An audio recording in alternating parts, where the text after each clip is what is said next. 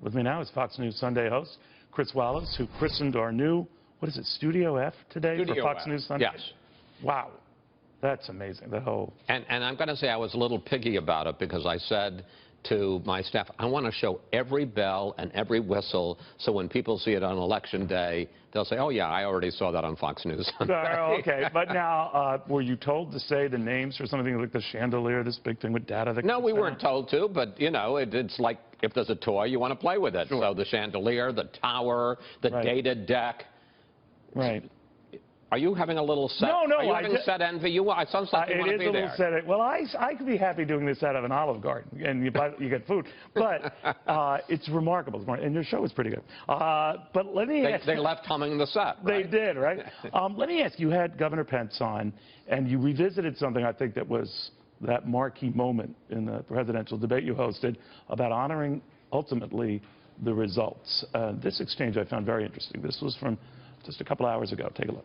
Sir, can you guarantee he'll put this behind us and accept the result? Yeah, the campaign's made it very clear that, you know, a clear outcome, obviously both sides will accept, but I think both campaigns have also been very clear that, you know, in the event of disputed results, they reserve all legal rights and remedies.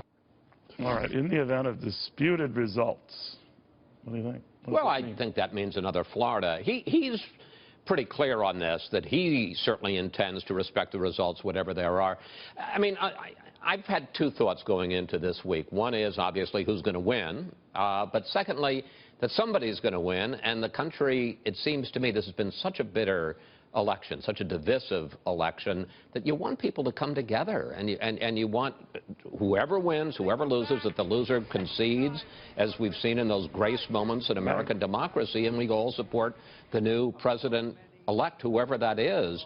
And so I just thought it was worth revisiting with him. And, you know... If we have clear results, he says clear. Right.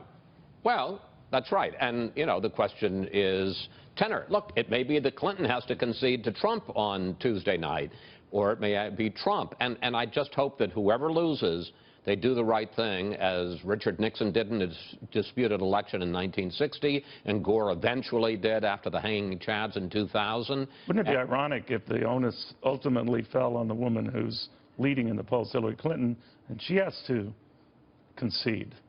Right. And look, there's just as much animus. There are plenty of people I know and you know who were like, the idea that Trump is going to be the next president is unthinkable. Well, you ought to think about it, because this is within the margin of error. And, you know, it's just as important for Hillary Clinton, if she loses, to concede graciously. Let me ask you about, obviously, we're polled to death here. I mentioned 1960. I don't think we ever had anything like that then.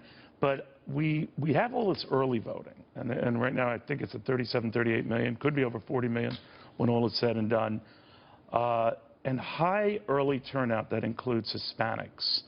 You got into this on your show with the assumption being, I guess, that would be benefiting Hillary Clinton. Now, what is your gut about what your experts tell you about how that percentage likely breaks down? Well, I mean, we don't know exactly how it's going to end up, but clearly they are voting. I mean, when we look at what the Hispanic vote was as a share of total early voting, at this point, as compared to 4 years ago, more Hispanics are voting. Interestingly enough, fewer African Americans are voting, somewhat understandable. Barack Obama isn't on the ballot.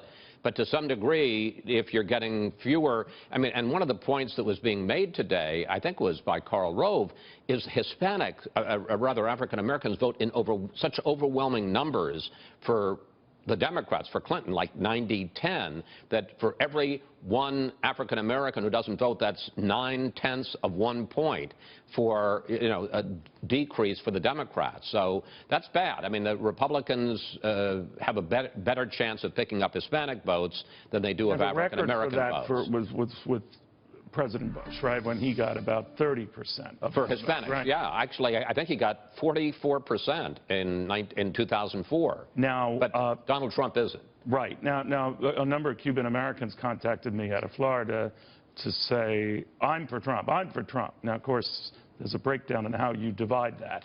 But could it be that we're making an assumption that's a 70, 80% Clinton vote and then misreading what's going on, let's say just in Florida?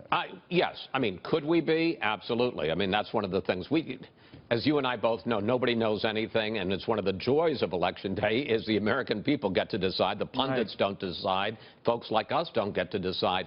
But to the degree you believe the polls, she has a big lead over him when it comes to Hispanics, and you got to figure the vast majority of the vote of Hispanics. Enough to temper what might be happening with African Americans who aren't, to your point, naturally coming out the numbers they did certainly 8 years ago. Right. And you know, when we talk about Hispanic, it isn't a monolith. I mean, you talk about Cuban Americans, they're different than Mexican Americans. And a much smaller part of that population. Right. But they could be a big deal in Florida. Let me ask you a little bit about where they're campaigning, Chris. I know you made note of Donald Trump in Michigan, in Wisconsin, in Minnesota, in Pennsylvania, with Virginia. We mentioned the Clinton-Kaine ticket is devoting just about as much, if not more, attention to at least 2 of those states, Pennsylvania and Michigan. What's going on?